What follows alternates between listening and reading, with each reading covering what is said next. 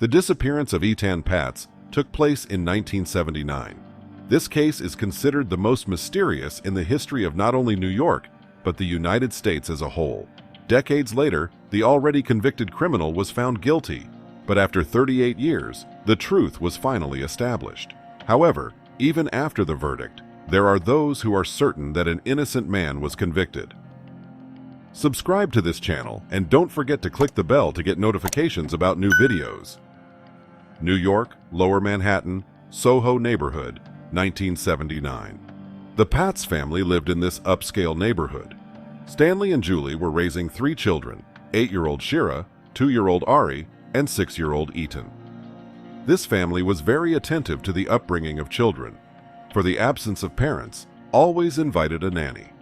Therefore, despite Etan's constant requests to let him walk to the school bus by himself, it was never allowed. On May 25, 1979, his mother was especially busy, and the boy took advantage of this situation to ask once again not to walk him. He said that almost all his classmates were allowed to do so, and he was ashamed of them.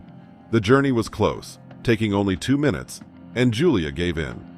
When Etan left the house, he was wearing a black pilot's cap that read, "Future Pilot Captain," a blue corduroy jacket, blue jeans, and blue sneakers with fluorescent stripes. He carried an elephant print backpack with him, in which he put his favorite cars and $1, with which he was going to buy a soda. "Don't worry, it's okay, I can do it," the boy said before leaving. At the scheduled time, Etan didn't come home. His mom got worried and called his classmate's mother. When Julie heard that her son was not in any of his classes, her legs gave out and she almost fainted. A call to the school confirmed what Julie had previously heard, and she reported her son missing to the police. Thus began any parent's worst nightmare and one of the most famous missing person cases, not only in the United States, but perhaps the world. The same day, May 25th, a massive search operation began involving about 100 police officers and canine dogs. For weeks, relatives and family friends searched everywhere for the boy and questioned people on the streets. Since the boy's father worked as a photographer, he had a collection of different photos of his son. They were printed on many posters and hung all over the city. The boy's image was even shown on screens in Times Square, the famous plaza of downtown Manhattan. City Attorney Brian O'Dwyer, looking at one of these posters, said, "That picture will always haunt me, and every single day when I send my son off to school, I think of Etan Patz." Detectives, as is customary in such cases, scrutinized the testimony of the boy's relatives very closely, forcing them to recount the events of that day many times. Under suspicion were not only the parents, Stan and Julie, but even Etan's 8-year-old sister Shira. But it was decided that they were not guilty of anything. There were no other suspects, the search also yielded nothing, and there was a lull in the case that lasted for years. On the 4th anniversary of the boy's disappearance, May 25, 1983, U.S. President Ronald Reagan designated this date as National Missing Children's Day. Since 2001, the day has been international. The fame of this story gave rise to the legend that Patz was the first missing person whose image was placed on milk cartons so that more people could identify him, but this was not the case. In September 1984, Anderson Erickson Dairy in Des Moines, Iowa, began printing pictures of 2 boys on milk cartons, 12-year-old Johnny Gosch, who disappeared in 1982, and 13-year-old Eugene Martin, who disappeared in 1984. Both went missing while delivering Des Moines Register newspapers. A little later, the same program was launched with police support in Chicago, Illinois, and local government support throughout the state of California. And in 1984 to 85, the National Child Safety Council launched a nationwide program. And within just a few months, nearly half of the independent dairies in the U.S. began printing pictures of missing children on milk cartons. And in 85, one of those children was Etan Patz. It's not known if it made a difference, but it was that year that a breakthrough occurred in the investigation. Prosecutor Stuart Grabois announced that the prime suspect in the Etan Patz disappearance case was Jose Antonio Ramos. It turned out that in 1979, Ramos was 36 years old and was dating Patz's nanny, and on numerous subsequent occasions, he was suspected of attempting to abuse boys. 2 men he tried to lure into a drainage pipe, where he lived after becoming homeless. He later joined the Rainbow Family of Living Light movement, a group of peace activists who come together across the country. Ramos rode his bus to their meetings, where he twice assaulted young boys. He had thousands of dollars worth of Star Wars toys on his bus.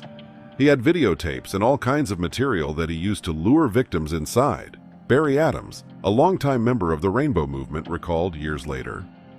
Ramos received 27 years in prison, the maximum possible sentence for these crimes.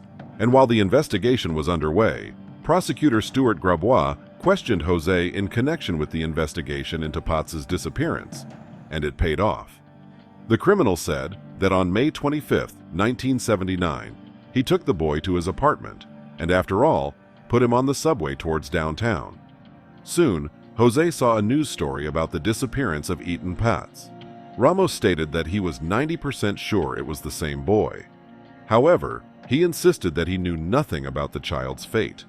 Although Ramos was found in possession of photos of similar-looking teenagers, there was no evidence that the man had been involved in any crime against Etan.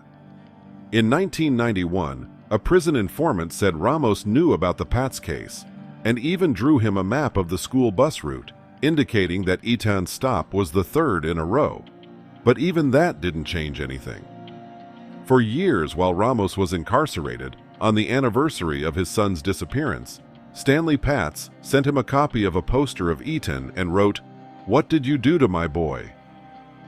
In 2001, a court officially declared Etan dead, and 3 more years later, the Patz family filed a civil suit against Jose Ramos. Ramos was found liable for Ethan's death and was ordered to pay Stanley and Julie $2 million, which of course he never had. It seemed that in this case, you can put an end to it. But everything changed in 2010. Investigators reopened the case and re-examined all the clues, one of which led even to Israel. Variants of Etan's appearance as a teenager were created. On top of that, the basement room, not far from Patz's Manhattan apartment, even had its floors removed and excavated.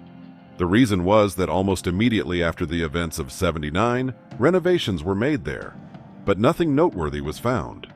But it didn't last long. In 2012, police announced that the man involved in Patz's disappearance had been taken into custody. Mapleshade, New Jersey, is about 90 miles from Manhattan, where the Patz family's apartment was located.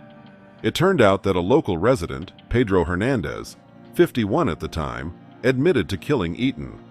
The man said that in 1979, he was working at a store near the bus stop where the schoolboy was walking to. The boy probably went in there to buy a soda his mom gave him money for. Pedro attacked Etan right in the store, then placed the body in a box and put it in a pile of trash. When asked why he did this, Hernandez said, "I don't know. Something just came over me." Shortly afterward, police were contacted by a man who was married to Hernandez's sister and confirmed that Pedro had admitted back in the 1980s that he had taken Patz's life. It turned out that this was known in the family circle, and even the pastor of the local church of which Hernandez was a parishioner. Remarkably, Hernandez's arrest came just as Jose Antonio Ramos was about to be released from prison. During his years in prison, Ramos changed his testimony in the Patz case many times, and it became quite impossible to know when he was being honest. Ramos was back behind bars because he had violated what is known as Megan's Law. This law is named in memory of 7-year-old Megan Kanka. It gives the public the right to receive information about the neighborhoods of sex offenders and the incarceration of repeat offenders. This law was initiated 1 month after Kanka's murder in 1994. Difficulties with testimony also occurred in the case of Hernandez. He eventually recanted his original confession. He was diagnosed with schizotypal personality disorder, a symptom of which is hallucinations. He also had an IQ level of 70, which according to his attorney Harvey Fishbein, puts the defendant on the brink of mental retardation. In the end, the trials took about 5 years. One trial even ended with a mistrial ruling. But at a retrial in 2017, after 9 days of deliberation, the jury unanimously found Hernandez guilty of first-degree kidnapping and second-degree murder. He received a life sentence with parole eligibility after 25 years. However, shortly after Pedro Hernandez's arrest, the press learned information about the previous defendant, Jose Ramos. As reported by the New York Post, Jose Ramos's brother, Reynaldo Ramos, claimed that his relative was involved in the disappearance of Etan Patz. It turned out that in 2001, Reynaldo was arrested for repeatedly abusing boys. At that time, he also told detectives that years ago, his brother had admitted to being involved in Etan's disappearance. Moreover, Reynaldo told how, as a teenager, Jose made him an indecent proposal, and having received a refusal, hit him on the head with a stone, after which he committed the intended act. The man even showed a scar on his head.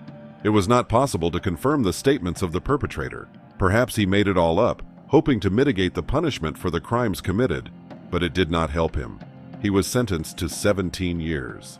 After Hernandez's trial, Etan's parents dropped their financial claims against Jose Antonio Ramos. I don't think we ever believed there would come a point where we would actually find out what happened to our child. There were so many false leads, so many blind alleys, so many years went by, Etan Patz said after Hernandez's sentencing. Etan's parents helped create a national missing children's hotline and make it easier for law enforcement to share information about such cases. For 40 years, Stan and Julie hoped their son was alive and never moved out of their Manhattan apartment so he could return to find them. They kept their home phone number for the same reason. They didn't even change the locks, so Etan could open the door with his key if they weren't home. But in 2019, they sold their loft for $3,750,000 and moved to Hawaii, where their son Ari and his family live.